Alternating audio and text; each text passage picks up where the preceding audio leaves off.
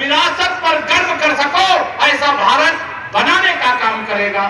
यह चुनाव गुलामी की मानसिकता, सम्मान निधि, गरीब कल्याण अन्न योजना का राशन, आयुष्मान भारत योजना का कार्ड, हर घर तक नल से जल, बिजली का कनेक्शन, गैस का कनेक्शन, कुछ भी दिया है तो यह जरूर आपकी जिम्मेदारी। बताओ आपकी आत्मविश्वास का शिकार नहीं बनना। हम जीत रहे तब भी अगर जीत रहे हैं, अगर 90% वोट हो गया है तो 100% वोट कैसे प्राप्त किया जाए।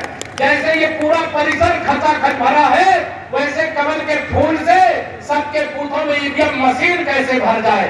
हम किसी से भेदभाव न किए हैं न करेंगे। यह वादा मेरे प्रधानमंत्री जी का है, ये गारंटी मेरे प्रधानमंत्री जी की है। मैं आप सब लोगों से यही निवेदन करूंगा कि 2024 के चुनाव में करना देता है। मैं नारा लगाया करता था कि 100 में 60% वोट हमारा, 40% में बंटवारा है, बंटवारे में भी हमारा है। क्यों? क्योंकि सबका साथ सबका विकास हमारी सरकार ने किया है कि नहीं किया है, तो सबसे काम करेगा। ऐसी अनेक योजनाएं हैं, अनेक बातें हैं जो आप सबसे मैं कर सकता हूं। क्योंकि मेरी एक और बैठक है, कार्यक्रम है, उसमें खुशहाली पहुंचे, घर घर में खुशहाली पहुंचे। बस इतना फर्ज निभा देना, बाकी सब मोदी कर देंगे। तुम कमल का बटन दबा देना। इस संकल्प के साथ मेरे मित्रों आगे बढ़िए। यह चुनाव जहां 5 साल की सरकार में देश को 100 साल आगे ले जाएगा, यह चुनाव जहां 5 साल के अंदर 1000 साल की एक मजबूत नींव डालने का काम करेगा, यह चुनाव जहां विकसित भारत बनाने का मार्ग प्रशस्त करेगा, यह चुनाव ये सपा बसपा कांग्रेस के कारण से जो उत्तर प्रदेश का नुकसान हुआ है उसकी भरपाई करने का सही मौका है। और हमें चुनाव जीतना केवल जीतना नहीं है, हमें बड़े अंतर से चुनाव जीतना है। भारी अंतर से चुनाव जीत करके परमेश्वर लाल सैनी जी को माननीय नरेंद्र मोदी जी की सेना में संभल के भी एक सैनिक के रूप में भेज देने का काम करिएगा। भेजोगे? दोनों हाथ उठा तो भेजोगे? यहाँ मतदान कब है? किस तारीख को है? 7 मई। और आज कौन सी तारीख है? 18 तारीख है। तो 20 दिन आपको मेहनत करना है, 21वें दिन मतदान करना है। बताना, पहले मतदान फिर जलपान। एक बात ध्यान रखना मेरे संभल के मित्रों, मैं भी कार्यकर्ता हूं, आप जानते हो। मैं कार्यकर्ता को भगवान की तरह पूजता हूं, ये आप सब जानते हो। जनता की सेवा में कोई कमी न रह जाए, लगातार हम लोग प्रयास करते हैं। लेकिन आप सब लोगों से ये निवेदन कर रहा हूं, आप सबसे ये निवेदन कर रहा हूं, इस बार के चुनाव में हमें अति आत्मविश्वास का शिकार नहीं होना है। हम लोगों को अब मेरा बूथ सबसे मजबूत बूथ जीता तो लोकसभा जीता, चुनाव जीता। इस लक्ष्य के साथ अपने बूथ पर लग जाइए। 20 दिन का समय बहुत होता है।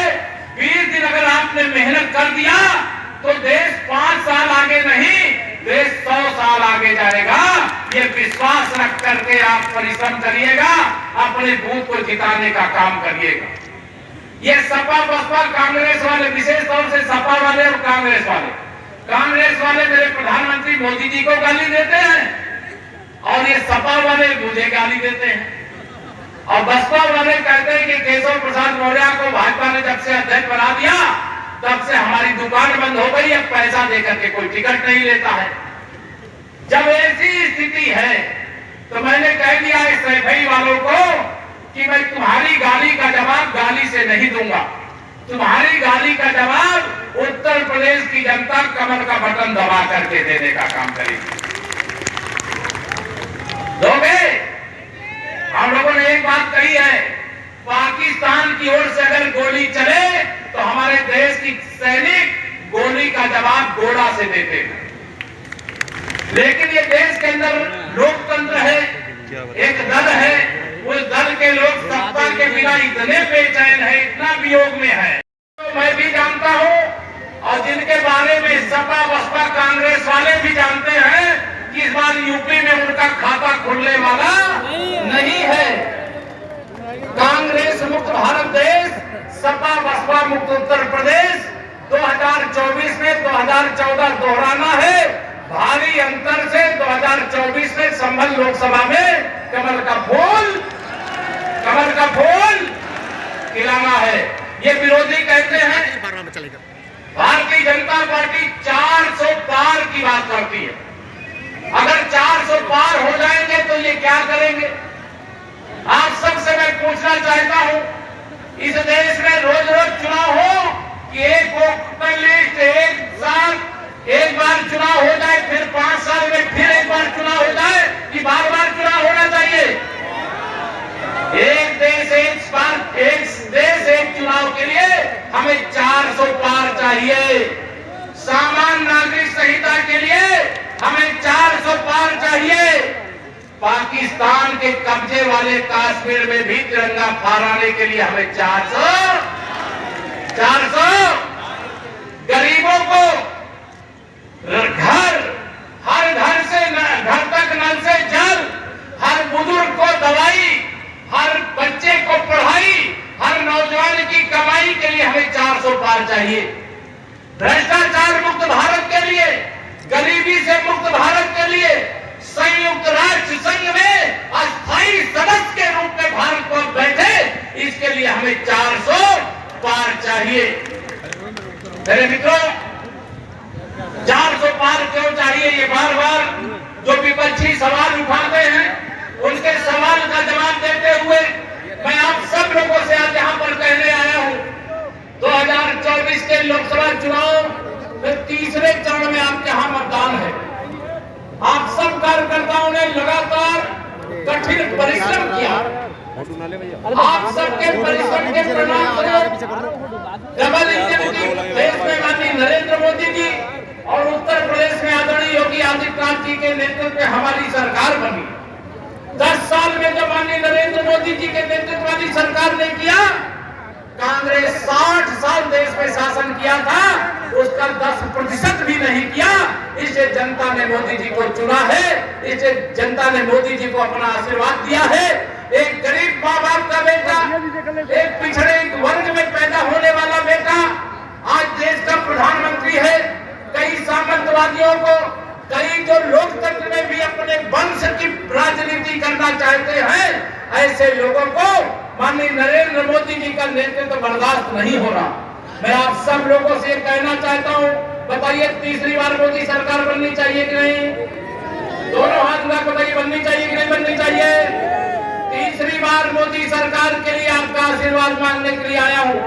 अगर पूरे देश में भारतीय जनता पार्टी जीत रही है और उत्तर प्रदेश में तो 80 की 80 सीटें जीत रही है, ये सपा बसपा कांग्रेस वालों को भी पता है, आपको भी पता है, हमको भी पता है। अभी 2 दिन पहले जो गठबंधन 2017 में जब उत्तर प्रदेश का विधानसभा चुनाव हुआ था, उस समय भी सपा और कांग्रेस ने गठबंधन किया था, लेकिन उस गठबंधन का बुरा हाल हुआ था। और वह गठबंधन 2017 के विधानसभा चुनाव में जो हुआ, चारों खाने चित हो गया, वह गठबंधन चुनाव हारा था। 2024 में फिर गठबंधन किए हैं। मैं कहता हूं, कांग्रेस हो या सपा हो, 2017 तक तो कांग्रेस भी कहीं कहीं दिखाई देती थी, सपा भी यूपी के कहीं कहीं जिलों में दिखाई देती थी, लेकिन आज ये दोनों पार्टियां आईसीयू में पड़ी हैं कि नहीं पड़ी? बताइए, आईसीयू में है कि नहीं है? इनको ऑक्सीजन देना चाहिए क्या? मैं समाजवादी पार्टी के कार्यकाल की जब चर्चा करता हूं, जब श्री अखिलेश यादव जो उत्तर प्रदेश के मुख्यमंत्री थे, उसकी चर्चा करता हूं तो एक खानदान के लोग मेरे ऊपर हमला करने लगते हैं। उनको लगता है केशव प्रसाद जब अध्यक्ष था उत्तर प्रदेश का और उत्तर प्रदेश के कार्यकर्ताओं ने दिन रात परिश्रम किया, उत्तर प्रदेश की जनता ने आशीर्वाद दिया और 325 विधायक हमारे जीते और उत्तर प्रदेश में भारतीय जनता पार्टी गठबंधन की सरकार बनी। इसलिए सैफई परिवार वाले मुझसे बड़े नाराज रहते हैं। लेकिन मैं पूछना चाहता हूं, जो मैं कह रहा हूं वो आपसे भी मैं पूछना चाहता हूं, ये बात सही है कि नहीं सही। 2017 तक, 2012 से 17 तक जब श्री अखिलेश यादव जी उत्तर प्रदेश के मुख्यमंत्री थे, बताइए उस समय सफाइयों का नारा खाली प्लाट हमारा था कि नहीं था? बताओ, था कि नहीं था? सफाइयों का नारा खाली प्लाट हमारा। अब मैं कहता हूं, जब श्री अखिलेश जी आप मुख्यमंत्री थे, जिस गाड़ी में सपा का झंडा उस गाड़ी में बैठा गुंडा, बताओ सही है कि गलत है? जब अखिलेश यादव जी उत्तर प्रदेश के मुख्यमंत्री थे, रोड दंगे होते थे कि नहीं होते थे? जब अखिलेश यादव जी